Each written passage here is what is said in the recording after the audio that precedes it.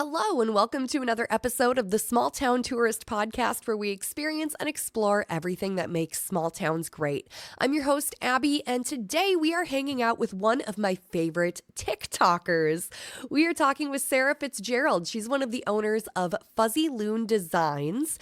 They are a printing and engraving business that I found on TikTok, and when I first started following, I did not realize that they were in my backyard. Fuzzy Loon Designs actually just opened a brand new retail location in Waite Park, Minnesota. So I think it's just so cool that someone I love on TikTok who has a massive following, who's a killer content creator, is right here in central Minnesota. So it was an honor to get to sit down and chit chat with Sarah. If you follow her on TikTok or you've seen her videos on your For You page, her voice is going to sound really familiar because she does all the narrations for all of her videos, but she's just an awesome human, and I'm so excited for you to get to know her a little bit more. So please enjoy our time hanging out with Sarah from Fuzzy Loon Designs. Okay, so I have everyone start the episode with their name, where they're from, and what they do. So whenever you're ready. I wish it was that simple. So my name is Sarah Fitzgerald, and I am one of the owners of Fuzzy Loon Designs. We're located in Waite Park, and we are an e-commerce printing and engraving business. And more recently, we have opened a storefront here in Waite Park. Which is super exciting. So I've been following you on the internet for a while. Your TikToks show up all the time on my For You page, which I love because it's fun to see like actual like local people showing up on my feed. I mean, you're 15 minutes from me, so it's really cool. But how did Fuzzy Loon Designs kind of get started before we get into the internet side of things? So that's like kind of a joke because it was more of a hobby. We never intended to start a business. You know, I joke with my husband that this business would have never started. A lot of people know what like a silhouette or a cricket is. And years ago, I pretty much told my husband, I was like, I really want this silhouette and it's $300. And he was like, oh, we don't need to spend $300 on a craft project, you know? And he found it online on sale right before Christmas, so I bought one. And so we really started the business kind of as a hobby, making decals and things. And then, you know, all our friends were wanting stuff made, and over time it just continued to grow. And I started to learn more about, you know, printing and engraving, those types of things. And so the money that we made kind of starting as a hobby, we used to grow the business and turn it into kind of what it is today. Yeah, it's pretty incredible that we did this without even trying, honestly, in the beginning.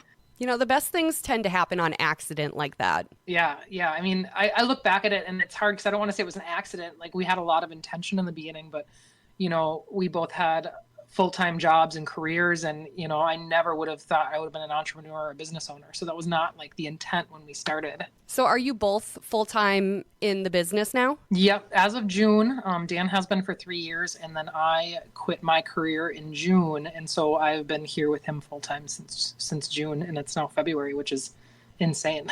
That's crazy. So what were you doing before this? Is it like a total career change? For sure. I don't typically talk about it because it kind of, not that there's animosity, but I worked in law enforcement. So I was actually a corrections officer for 12 years at the St. Cloud Reformatory, St. Cloud Prison. Oh, wow. And that's what I went to school for. Yep. I went to school for criminal justice, and, you know, that was supposed to be a stepping stone, and I actually fell in love with it and stayed there for a long time. And so that was really, really hard to leave when the time came. Yeah, I mean, when you do something you're passionate about and you're swapping to another passion, it's a hard call to make, but if you can wake up in the morning and be excited to start your day, I think you did the right thing. Yeah. And I mean, not only that, like, so we were running our business while still working there, and not like while we were working there, because you can't. I mean, there's no internet, there's no phones or things like that in the prison. So we would work, and Dan actually worked there for many years too. We would work our 8-hour shift working for the Department of Corrections, and then we'd go home and work for ourselves for another 6 to 8 hours every single day. And so it was kind of a big sigh of relief to finally not be working that many hours. And it gave us a lot of flexibility. Dan quit during COVID, so that was a big push during our business being online already. We saw a huge increase in sales and people finding us on TikTok. And it just made sense for us to add that flexibility to our lives with, you know, having kids. And yeah, I'm so glad that he did that, because it kind of just started that ball rolling in the right direction. Yeah, and like you mentioned, you got kids too. So like working full time and then working basically another full time job running a business and then still trying to parent on top of that. That really doesn't leave a whole lot of wiggle room for anything else.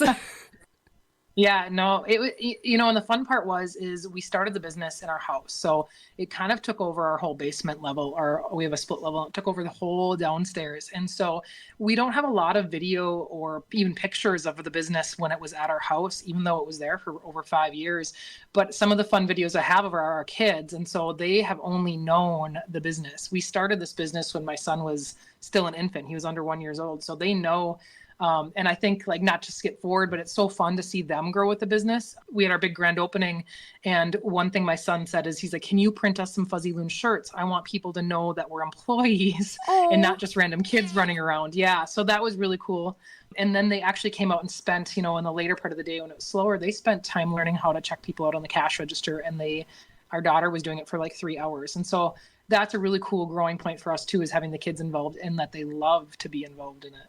Well, yeah, and just that great life skill that they're learning, and what a great example you two are setting for them, showing that hard work can pay off and you can put your family first and keep them in the business and still do great things.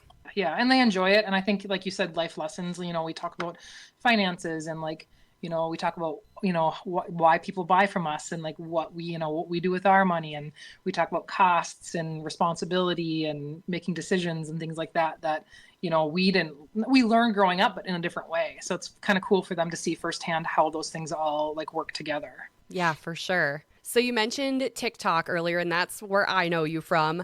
When did you get into making TikToks? Were you part of the pandemic, everyone joined phase, and it just kind of took off? Or what's your TikTok journey? Sure. So TikTok came along. We were originally on like Facebook and Instagram and those traditional platforms. And, I saw TikTok really early on, like when everyone thought it was still a dance platform, prior to COVID. And I thought, if we're going to keep growing this business that we turned into a business, we should try to get our name out there anywhere we can. And so I downloaded the app for the business and joined.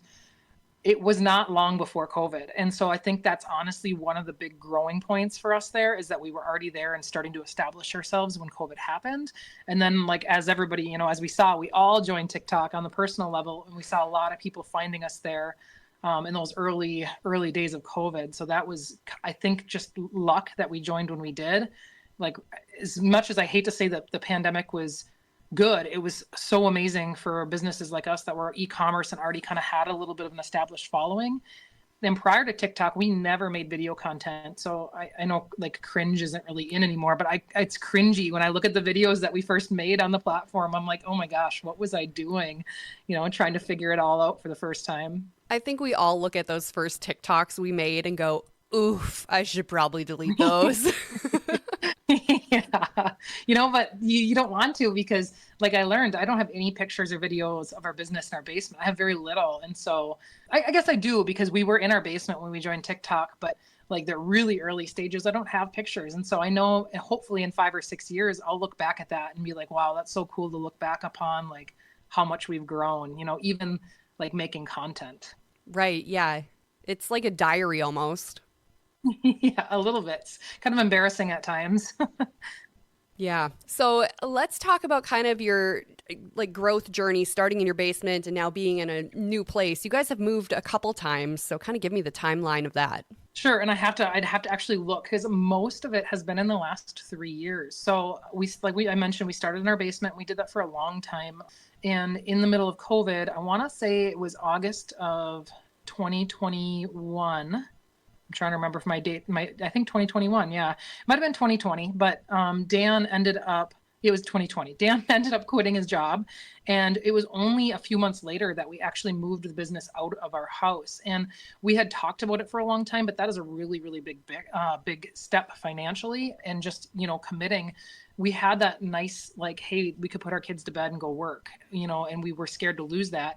But one thing that pushed us out was our basement. We had a pipe burst. And so it caused some mold within 3 days, apparently. I didn't realize that. That was a learning thing for me. Within 3 days, there was mold growing in the wall. And so we had to have a restoration company come in and gut the walls and redo the carpet and everything.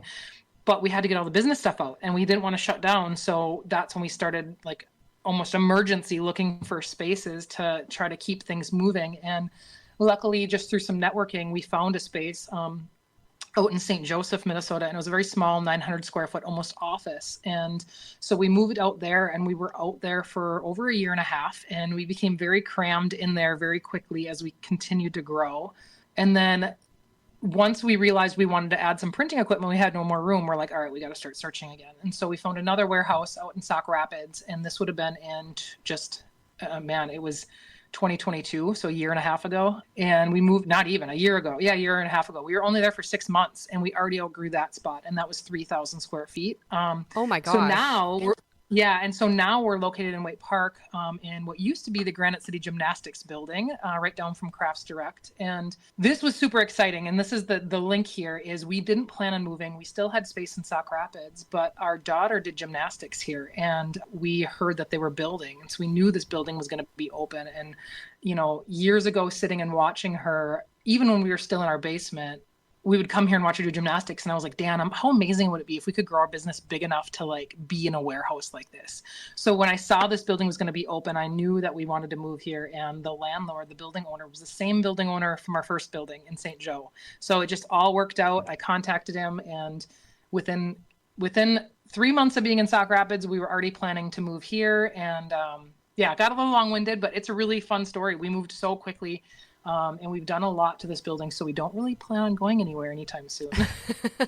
Well, I'm sure there was a lot that had to be done. I mean, I was in there. My best friends did gymnastics in high school, and I would always come with and like hang out with the moms because I didn't do gymnastics myself, but I just wanted to hang out with my friends. So I would hang out while they did their open gym stuff and their lessons. And that building had a lot going on in it. I'm sure you had to do a lot of work to it to get it in a space that's fit for your needs.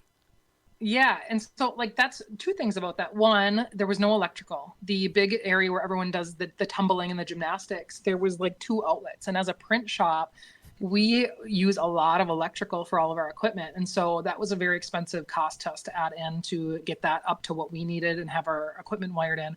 But the second part, and that the part that I thought was really exciting, was the fact that if you've ever been to this building, there was kind of the parent viewing area that you remember with the big windows. Mm-hmm.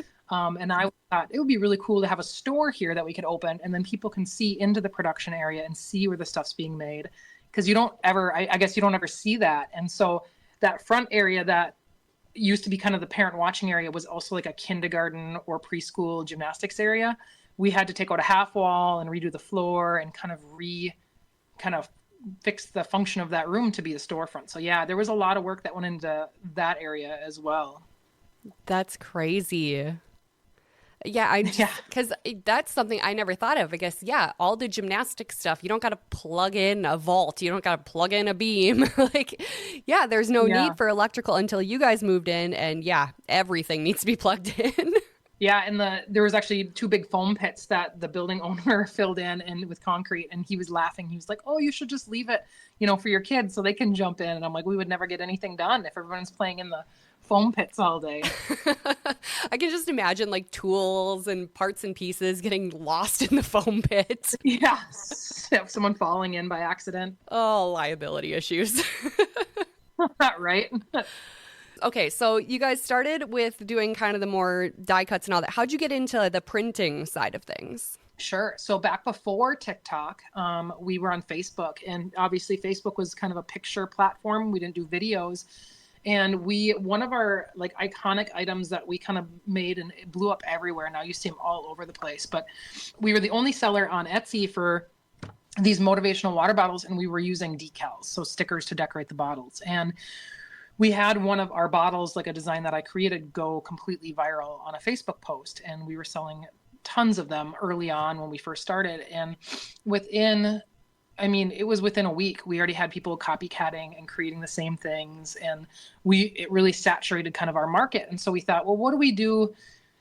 How do we make this better? How do we offer a better product that's not just stickers on a bottle? Like, how do we produce something better? And so I did a lot of research into what now is a lot more common in our industry called UV printing.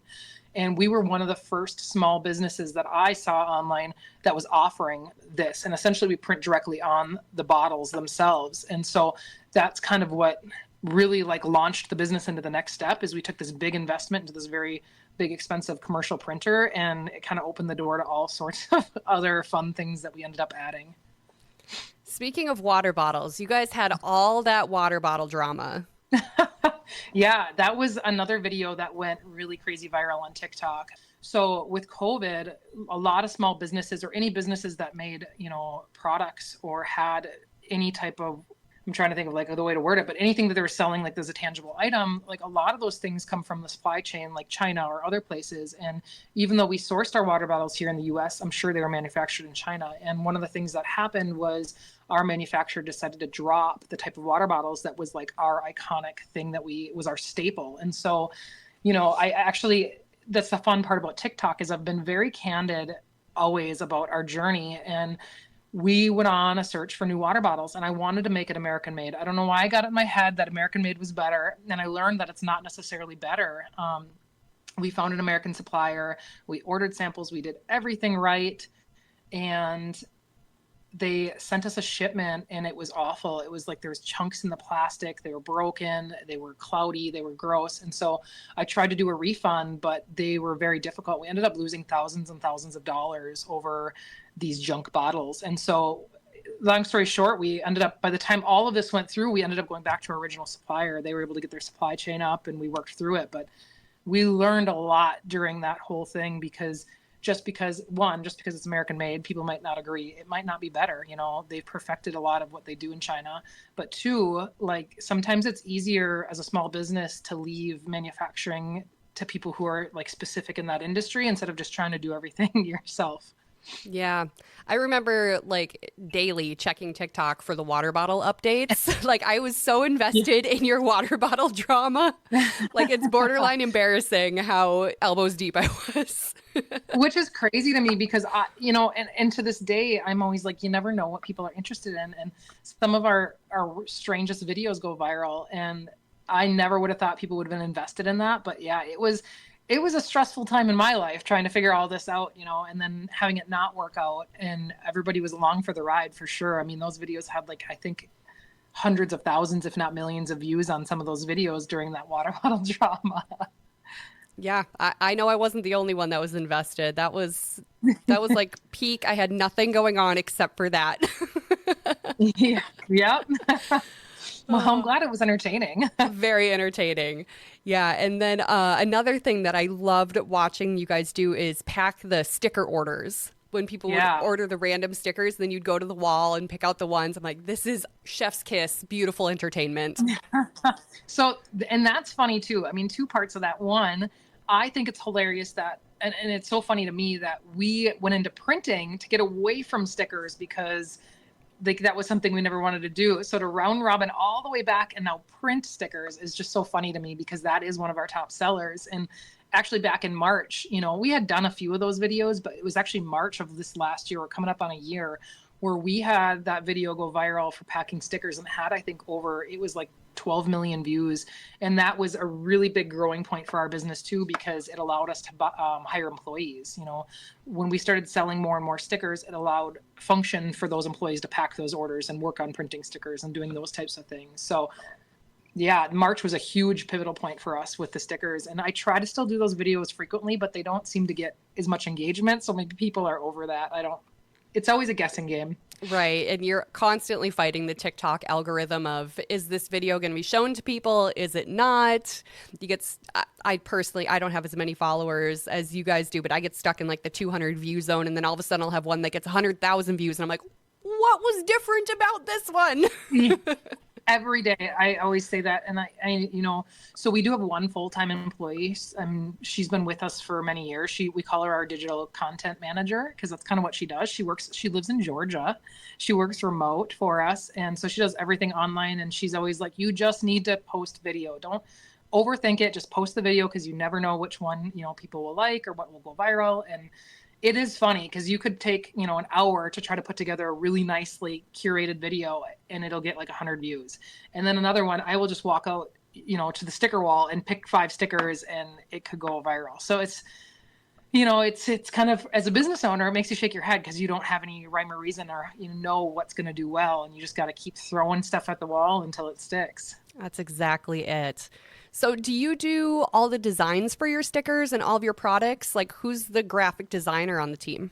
So a couple things, like early on when it was all vinyl, yeah, I was designing a lot of it. And then as the business continued to grow, I can only do so much. And so that's something you'll learn as a business owner is you got to delegate tasks and try to, give away some of those duties and even some of the stuff that I enjoy doing, which is some of that graphic design. And our full-timer, our digital content manager, Cassandra, she also has a little bit of a background in it. So she'll help create things, or she also will buy commercial rights art for us. So yeah, so if we have artists out there that we enjoy working with, we might buy artwork from them for commercial printing. Now that we've moved since June, I've had a lot more time. I'm not working 2 full-time jobs, so I've gotten back into doing some more of it. We have a monthly sticker club, I'm sure you've heard of. And yes, I have. Is the reason that I created that was to force myself to try to come up with new art every month, that I would sit down and do some art. And sometimes, yeah, I do get a little lazy and I'll buy art, but I would say it's kind of waned back and forth, but we're leaning a lot more towards me creating things. Especially now that like Adobe and Photoshop and those type of programs have AI built in, it's really streamlined a lot of like me creating things. Like I can like use it to speed up the process. So now it's coming back on me more, and it's been like so much fun to kind of get creative again and do that stuff. Yeah, and it is all a flow too, because like I know as a creative person myself, like I'll have all this inspiration and I'll crank out so many things, and then 2 weeks from then I'll be like, I'm stuck.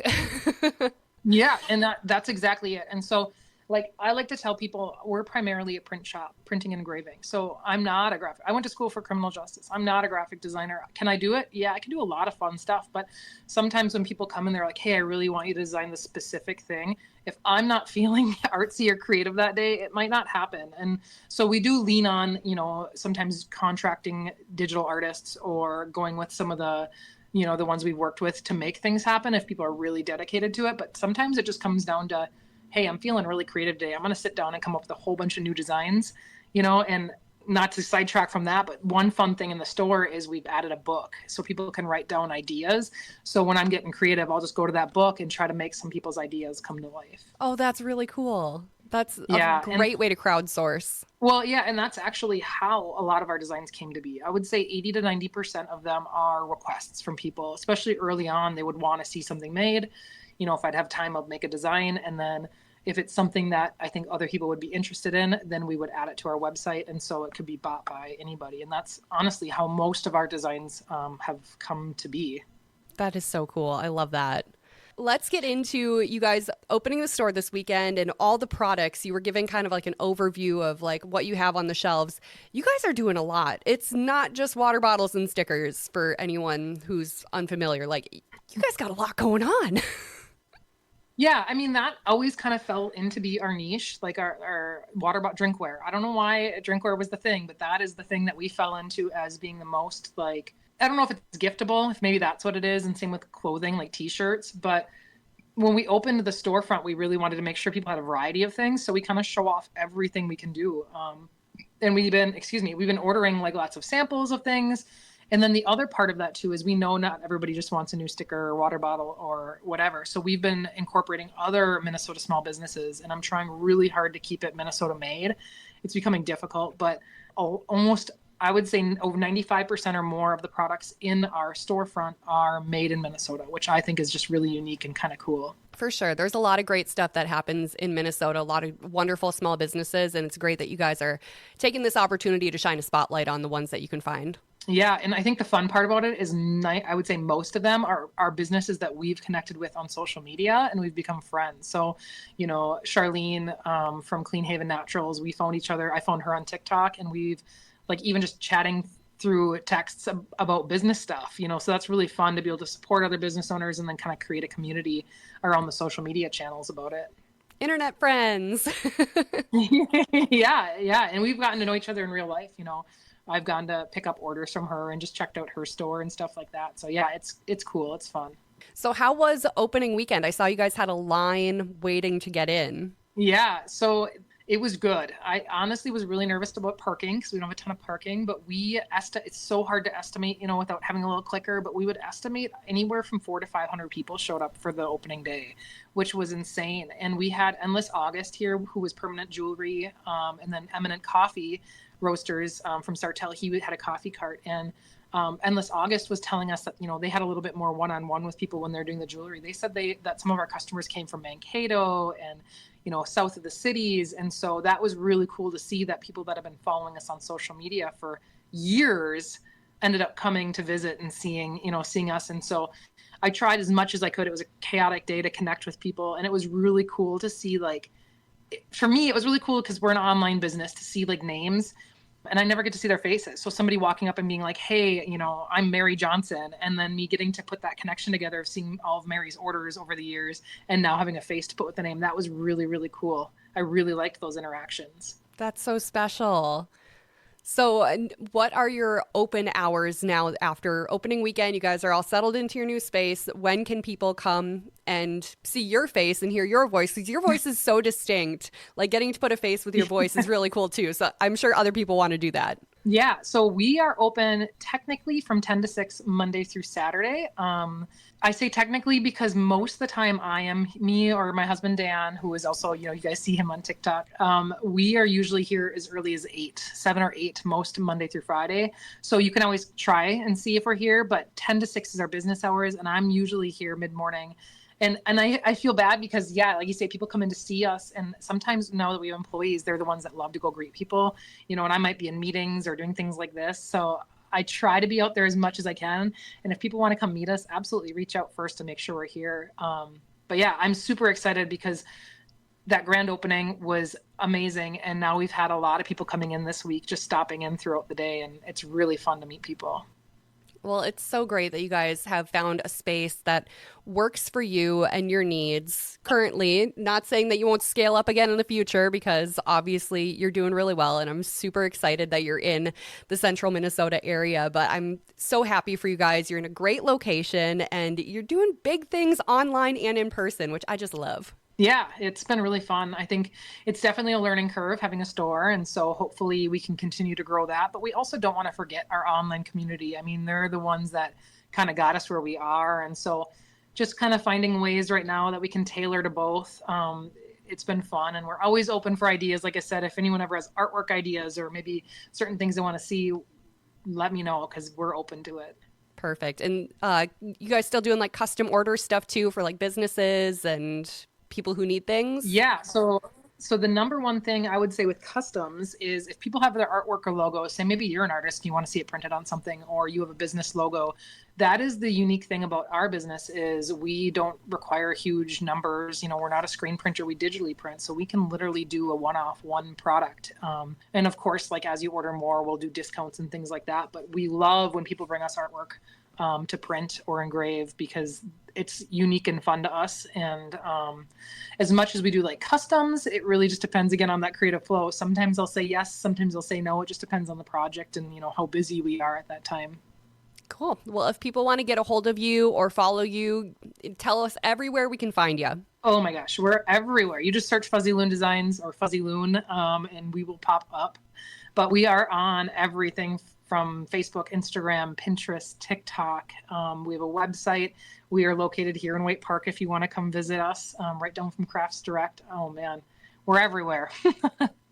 Easy to find, that's for sure. Well, Sarah, thank you so much for taking the time to do this. And I'm just so happy for you guys. And I'm so glad that we got to connect.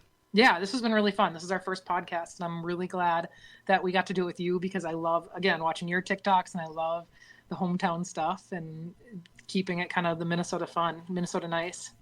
Internet friends are the best friends. Right.